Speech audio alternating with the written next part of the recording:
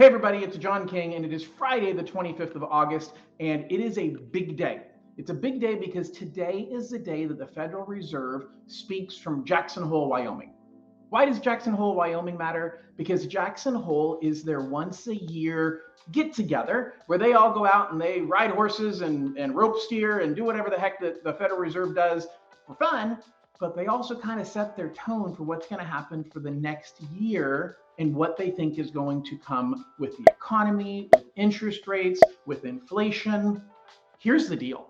Last year, the Federal Reserve made a bombshell announcement at this event, and it really changed the trajectory of interest rates.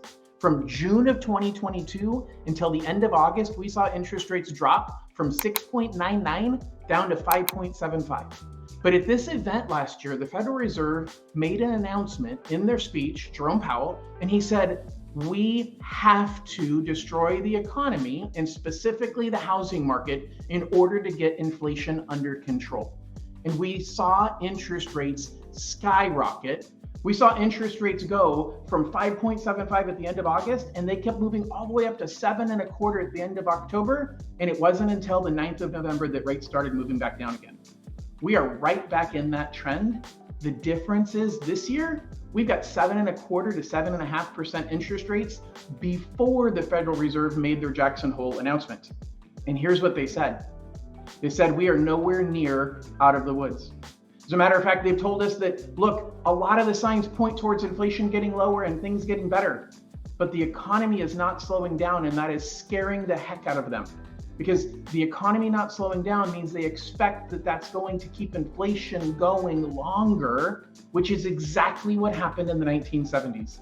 And the 1970s inflation isn't what we're dealing with today, but the Fed wants to make sure it's not what we end up. So what's the Fed plan? Their plan is to continue to keep rates high for an extended period of time. They've agreed that the housing market has slowed down, but they also said in the announcement this morning that the housing market has started to show signs of picking up again, and that's making them nervous. So what does this mean to you? Well, it means that if you're thinking about buying a home, be careful who you're taking your advice from, because you've got people that are talking to you right now that are telling you lots of different stories. And the first thing I'll tell you is make sure the person you're taking your advice from knows what's going on in today's economy and in today's market. Make sure that person isn't giving you advice that you would have had, that they took 3, 4, or 5 years ago when they purchased a home, because this is an entirely different market. So you've got to be clear on what is the advice that you're getting, who are you getting it from, and the fact is you got to take every piece of advice, including mine, with a grain of salt. You cannot trust anybody explicitly because nobody can predict the future. And so you need to decide, how do I determine the truth? The truth is really what you perceive. The truth is really what you think based on all the opinions that you have come up with, all of the different pieces of information that you've digested. So do me a favor, do yourself a favor. If you are thinking about buying a home, figure out what your truth is, figure out what your personal economy is, make a decision about what's right for you. Don't listen to people who aren't trying to accomplish the same goals as you are.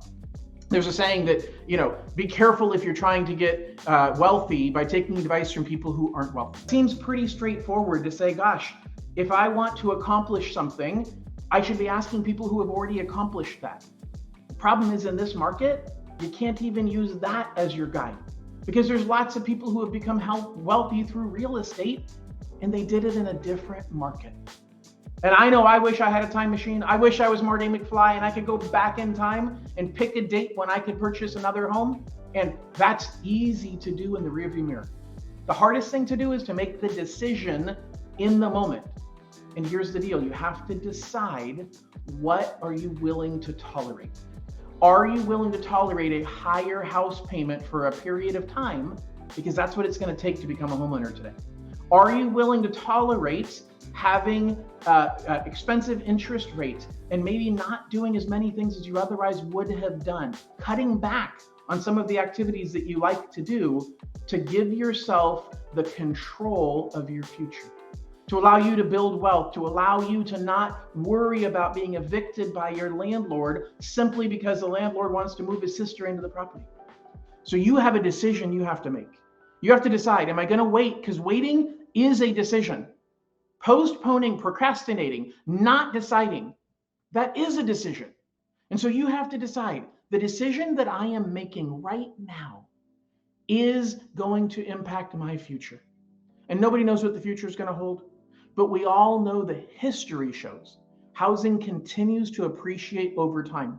And you have to decide, when are you jumping on that train? What compromises are you willing to make to get in, or are you going to wait and hope and wish that you had done it before? I don't know. But what I do know is you've got to make a decision.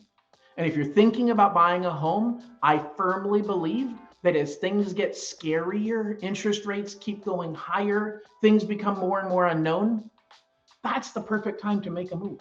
That's the absolute perfect time for you to decide, I'm going to make something happen, because the rest of your friends and family, they're scared. They're waiting on the sidelines because they're your competition. And right now, that competition isn't competing with you. So you've got to make that decision. Is this what I want to do? Or do I want to wait and be part of the competition in the next way? Hopefully this has been valuable information. I appreciate you joining me. I do have a webinar coming up on Monday night on the Dream for All program. So you'll get the information down below that you can register for that. We don't know the timing of when Dream for All is coming out, but I'm continuing to pay attention and look at what has happened before and what I think is going to happen. And I'm going to keep sharing with you what it's going to take in order for you to be ready to make your purchase, whether it's using the Dream for All program or not. Let me guide you to your home buying journey. Thanks so much and have a wonderful weekend. Bye-bye.